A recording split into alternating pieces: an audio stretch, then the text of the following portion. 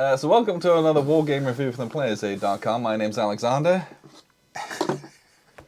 And I'm Grant. I forgot my name for a second. That's okay. Today we're taking a look at a brand new game from DracoIdeas, a company out of Spain, called Tetrarchia. And this is a cooperative game. I think this is second edition. Oh, is it? This Okay. is second I edition. didn't know that. Yeah. So this is a cooperative game for, well, you can play it solo, so 1 to 4 players. But you play together as the Augustuses or the Caesases of the Roman Empire trying to fight off the barbarians. I want to hear you say that again. Yeah, so you have the Caesar and the Augustus of the Western Roman Empire. And the Caesar and the Augustus of the West. Roman Empire. Yeah. And or East, yeah. You're trying to cooperate to quell unrest, revolts, and barbarian armies. And this is a game of survival. If you can do all of that and you can secure your borders, you win together. If the barbarian armies reach Rome, or if there's too much revolt, you lose. Yeah. Whoever's turn it was loses.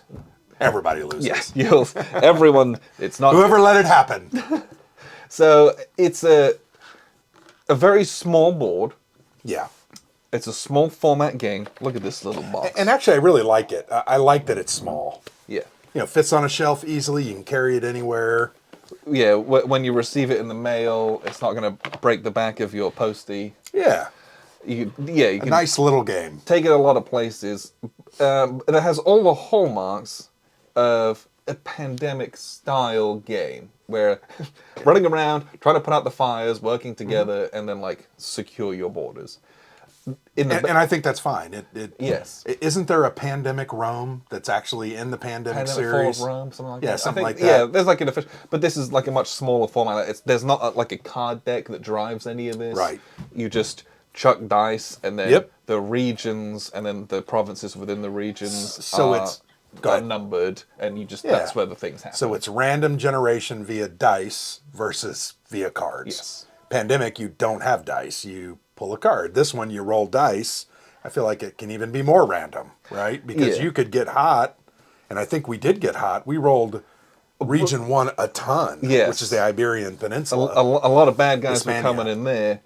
But it was, so it's nice, and the game has a few different variants in it, so you can add like the special abilities to the different emperors that you have. Yep. That makes it feel a lot more pandemic. Hey, this guy can move other leaders. Yep. This guy gets +1 in combat. This guy gets an extra action every turn, right? I'm trying to think. I think it was the logistics guy that could move other people. Yeah. Like he could schedule flights or something like that. I don't remember the names of them, but we've played a lot of... We haven't played a ton of Pandemic, but we actually played that Legacy one played the whole thing 18 or 20 times to get through it that's with plenty friends. For that game. It was overkill. But yeah, I get the feel of Pandemic without some of the... But you know what? I don't want to play Pandemic. No, I liked this much better, but frankly. It doesn't take too long either, right? No, this 20 to 40 minutes. Yeah, and it really is. Like, we played like 35 minutes, and this was our first ever game. So there was like 10 minutes of learning the rules and setting up on top and of it. we played kind of medium, easy difficulty. That's something I really like about this game. There's a little matrix, and you can make it as easy or as difficult as you want. And so we did 2 yellow and 2 green options. Yeah. Because I was like, I just didn't know quite where it was. And having played this, I would do it a little harder. Maybe either all yellow or a couple red and a couple yellow. But you can tailor that, right? And really, it's like we limited the number of garrisons that we had, I think was one of the choices, right? Yeah. We only took 4 garrisons when you could have had 5. But you could have as few as 3 if you played it on hardcore. And that would be hard. It'd be different. Because you've got to put at least 6 out, right, to secure the borders, and then you need at least 1 or 2 in several places to help bonuses, fight. Yeah. But yeah, I like that it's variable in the way you play it. I like it's variable in the different little alternatives. There's even an expansion in here called the Ducks that adds kind of a whole new group of pieces. Yeah, there's like an independent emperor that anyone can move, and there's like enemy pirates that sail around messing you up, things like that. I did like the shipping part was pretty cool too. I enjoyed that part. And again, very simple. Simple. But it's like oh man, the boat isn't there, and I Yep. needed it there for the action efficiency. Yep. And what I appreciated about this game is it was fun. I had a good time with it, but it did not overstay its welcome. Because if this was twice as long as it was, you'd be bored at the end. Yeah. Because it'd be too much. But I felt like, so we beat this, we won. Which, yeah, we did. And I feel like we're very good at cooperative games. But there we was worked a point together. where it was pretty hairy, dicey. Right? And then it was like, we overcame that, and it was like, Yeah. okay. Well, and it's funny, you can see over here in the East, right, in Turkey and Greece, it's not going well. And we secured the borders. And that's after we'd cleaned it up a little bit. But it's pretty ugly. But ultimately we won because we quelled enough rebellions to close down the borders and won. Like many of these games, you got to tag a couple places early while things are clear, and then it's weather the mid game. Yep. As things get out of hand and you don't have, you're like, and it's like try and get it here or there, and then if you can overcome that, you feel like I'm in a good spot and you can like hammer that last one out and you're good to go. Well, once we got to about 4 of the borders secured, I was like, okay, we got this because we really just need to focus here. And, that's cool. It's a fun game. I'm going to say that it's fun. It's interesting. I like that it's historical. I like that it has some of the parts of this tale or story or history. I just thought it was cool. Yeah. What I'll do, we've blabbed a bit. I'll show you how it works and we'll see the board. And then we'll wrap up with a few final thoughts. So here's a look at the very small map. Again, you can see there's blue, red, yellow, green. This can play up to 4 players. Plays in about, really, our first game was 40 minutes and every game would be at most that length. But the game is played in turns. You have the green player goes, then yellow, then red, then blue. And generally speaking, that's based on like where they start and kind of who they were, although I can't see it anymore. Where's the little stuff? So the yellow guy, this is his capital. He can either start in Rome or he can start in his province up here. And green is somewhere in Asia Minor over here. And red and blue. Blue's over here, red's up here. And you're moving around, and not necessarily quite pandemic style, but reminiscent of that. You're trying to quell revolts or stop unrest from becoming revolts, and then these large barbarian armies, you're going to fight those as they move on the board and try to get to Rome.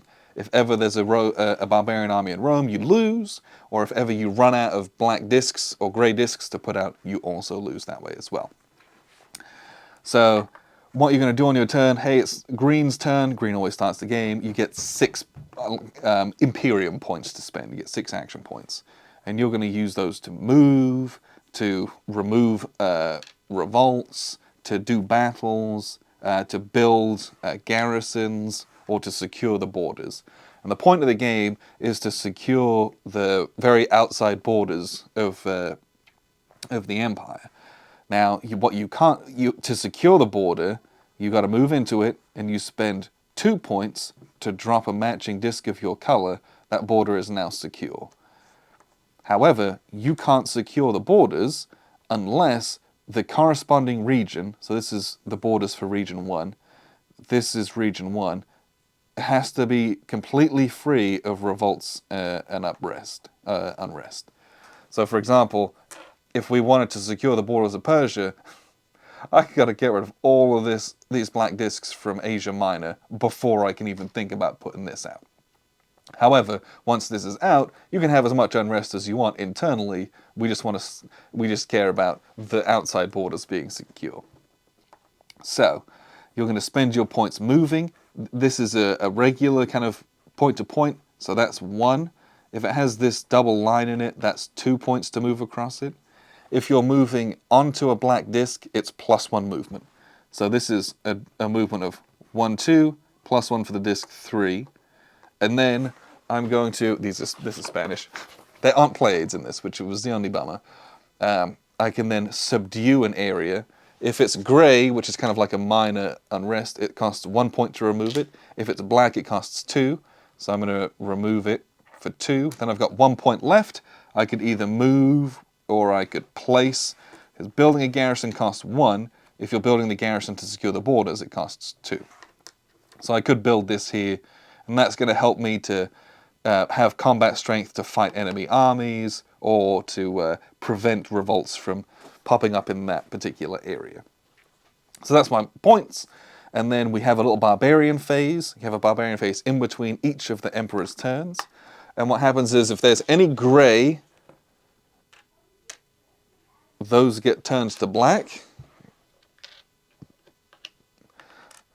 And then you're going to roll to place revolts. So you're going to roll, that was can't.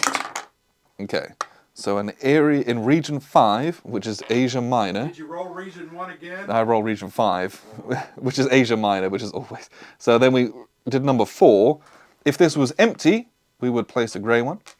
If it was grey, which it couldn't be, we would place a black one. But if it's already in revolt like it is here, it triggers an uprising. And so what would happen is, and this is very pandemic, if these were empty, you would have revolts in every adjoining Roman area. And then it's going to trigger an enemy army. So there's 2 barbarian armies in reserve. If there's any in reserve, you're going to roll to see where it comes in at. So I rolled region 4. We already have a dude in region 4. And so it's going to... That never came up, so I'm not quite sure what happens in that instance. But basically, you're going to put an army elsewhere on the board from the region that you were. If you roll an area, if we had rolled region 5, for example, then this would be blocked, and we would just roll the black die again and treat it as regular placement. And so it would place another one out. But as you can see, if you have a lot of these revolts out, it escalates very, very quickly. And all these black discs are going to come out on the board, and you're just trying to put out the fires. But if you can't, then you're going to lose the game. So that was green's turn. You had the barbarian phase. Then it goes to yellow's turn. Yellow's going to do the same thing. He's got 6 points. He's going to go 1, 2, 3, 4, 5. And he's going to spend 1 point to reduce that to gray, for example. Then we're going to have another barbarians phase where we're going to flip gray to black. And then we're going to roll to place more revolts. And hey, in 4-4, oh, that's 5, that's 6-4, okay. So over here, we're going to place this guy. And then armies advance. There's little black lines, or black arrows. He's going to advance and go in here. And they're going to start doing attacks. Now, attacks, something that's quite interesting in this game. When you do an attack, let's say, for example, I'm attacking this guy in here. You roll the dice, and the white one is for the emperors, and the black one is for the barbarians. We have 5, plus my garrison strength, 6, plus any adjoining garrisons that are my color. So 5, 6, 7, 8, and he's got 3 plus no black spaces adjoining him. So I defeat him, he's dead. Real nice and simple. The problem is when you start getting linked barbarian armies, because barbarian armies multiply, as do friendly armies. So, if I'm attacking this guy, he's adjacent to just this one place here. So he's going to be a base 1, so he's going to be 3 plus 1, but he's adjacent to another enemy army, so he's going to be, that's going to be multiplied. So he's going to be an 8. But I've got an adjacent friend as well, and so I'm going to be 1, so I'm 5, 6, 7, 8 times by 2, and that's going to get me to 16. So it seems like it can be kind of, oh, really powerful, but then as soon as you move away from your base of power, things get really, really kind of scary. And we had a time where through the Iberian Peninsula we had 3 barbarian armies and a couple of revolts just trucking in, and it was really ugly for a bit. And you have to be very strategic about how you attack them and whittle them down. It's a neat little game. But it's a game of going around, taking turns, trying to fight off the barbarians, sailing across the continent to try and, pick bits off here and there, and secure your borders. But that's generally speaking how it works. What we'll do is we'll wrap up with a few final thoughts. So that was a look at the game. The production value in this one is, generally speaking, very, very good. Yep. Right? The only bummer that we had is that there's no play aids. The only play aids are on the back of the rules. It's a 4-player game, so you get one in English and you get one in Spanish.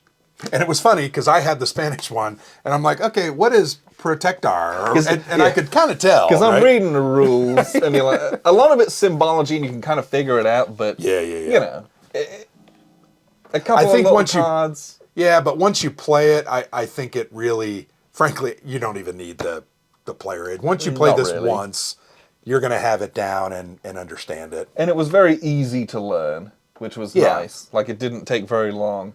Yeah. And again, if you've played games similar to Pandemic in style, a lot of the things will feel familiar, especially tactically speaking of like, I need to go and do this instead of doing that, where your options lie. And it's always fun to work together to kind of solve some of the puzzles of like, oh no, this is getting really bad. Okay, where are our priorities? What are we doing? Well, and that's what's great about cooperative games too. It's you're talking it through, and ultimately you end up making a very good decision about what almost the best decision about what you can or should do. And I think I like that. We play a lot of co-ops, right? We do. We play a lot of head-to-head, and then I think we do co-ops as like a... Well, because it's... almost a change of pace, Yeah, right? It just feels different. But having done that, I also think that we understand each other in co-op games. So, like, I never feel, when we play co-ops, I never feel like we have like an alpha player who's like, you should do this. No. This is the best thing. Blah, blah, blah, blah, blah. This is how you're an idiot if you don't do it this way. Yeah. People complain about gamers like that. I think we're lucky that we don't have that in our group. No. And I appreciate that because that's one of the things I really enjoy is I like the discussion. We can have and I never feel bossed around. Yep. Or, you know, if things come to like, okay, well, these two options and they kind of equal, it's like, cool, just make a decision. It's up to you. Well, I think your description of our groups that we've played with are very apt. We've never had that quarterback that has to make all the decisions. We also have never, although I think Matt was like this, that over-analytical... He was very, very, yes. Where he would go through every step. Well, I also wanted to bring a computer over to him so he could like type in some probabilities, run a spreadsheet, and be like, "This is 33.3%, repeating, of course, chance of succeeding." You know, we've never really had that, but the talking through and the coming up with the best idea, I think we've all been very good at that. Or at least and I like a good idea, right? Well, the best that we can under the circumstances. And sometimes we understand that this is risky.